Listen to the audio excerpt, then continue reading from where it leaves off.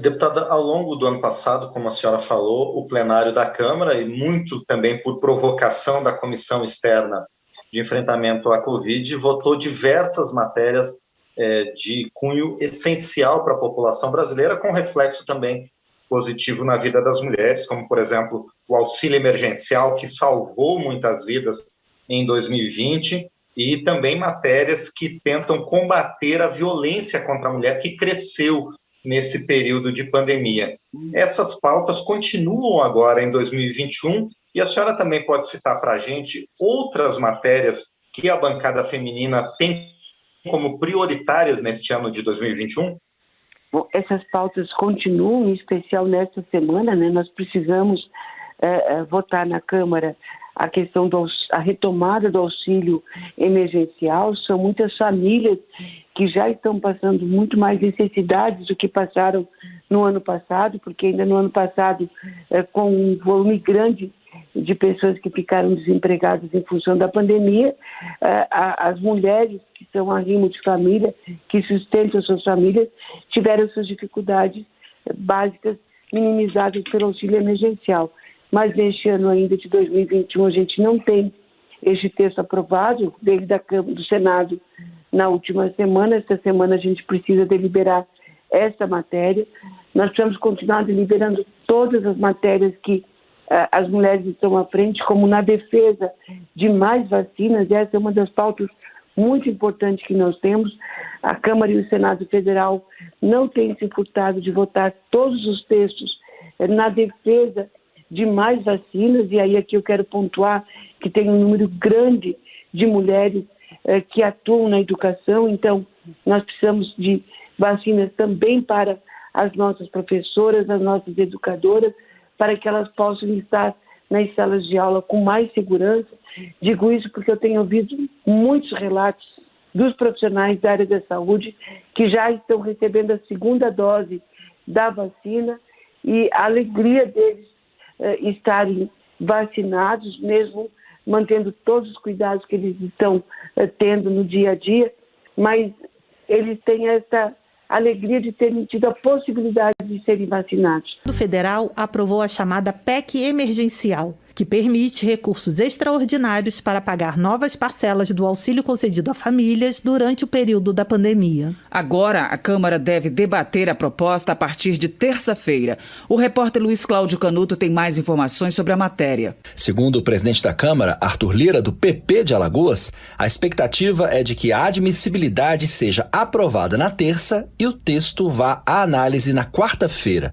Ele afirma que não existe unanimidade, mas uma maioria significativa. Os deputados e deputadas tendo conhecimento do texto, pelo menos dá para as lideranças e os partidos se posicionarem com relação ao mérito a partir da terça-feira, que é o que eu penso, sugeri aqui no Colégio de Líderes, todo dia para a discussão e talvez a votação da admissibilidade, e primeiro e segundo turno na quarta-feira, numa possibilidade mínima de acordo do plenário. O deputado Daniel Freitas, do PSL de Santa Catarina, será o relator da matéria em plenário. A PEC emergencial permite ao governo federal pagar o auxílio emergencial em 2021 por fora do teto de gastos do orçamento e do limite de endividamento. O valor, a duração e a abrangência do novo auxílio ainda vão ser definidos pelo Executivo. A PEC permite que o auxílio emergencial seja financiado com créditos extraordinários limitados ao total de 44 bilhões de reais, mas o governo ainda terá que editar uma medida provisória com as novas regras do benefício.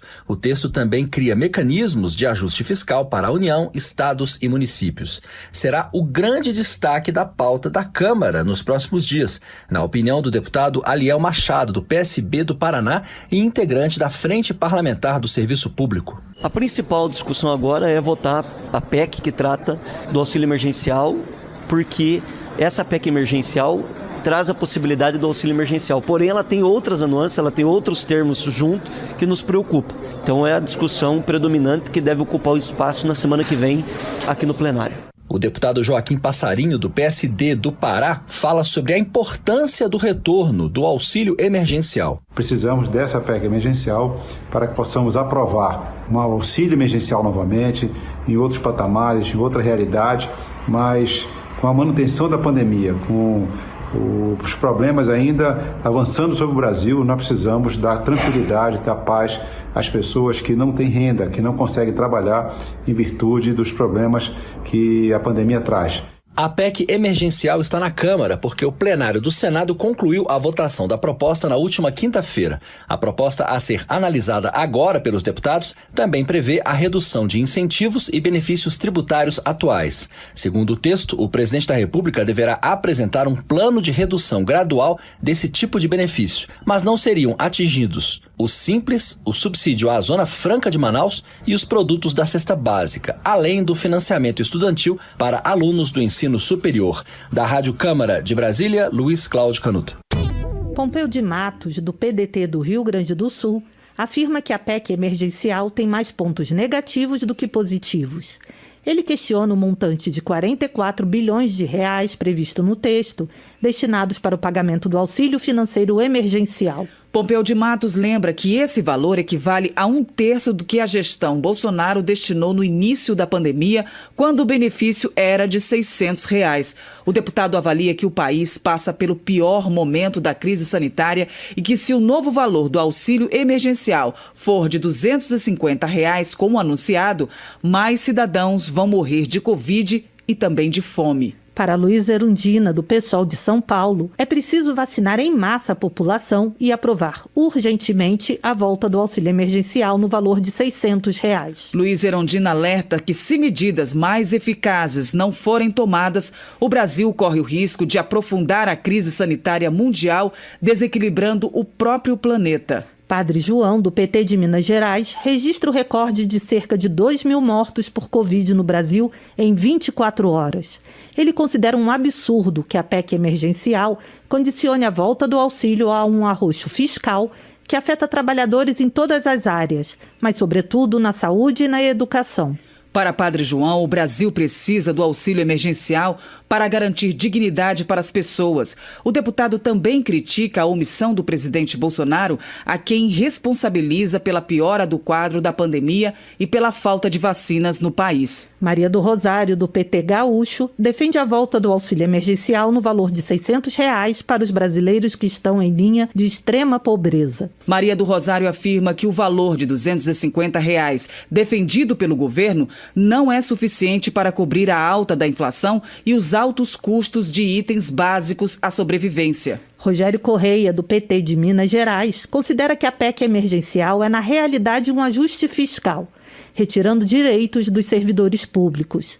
O deputado ressalta que a economia brasileira vai mal, com 4,1% de queda do PIB, e mesmo assim o governo insiste na proposta. Rogério Correia também critica o valor máximo de 44 bilhões para pagamento do auxílio emergencial aprovado no Senado. Ele defende a volta do auxílio emergencial de R$ 600. Termina aqui o jornal Câmara dos Deputados.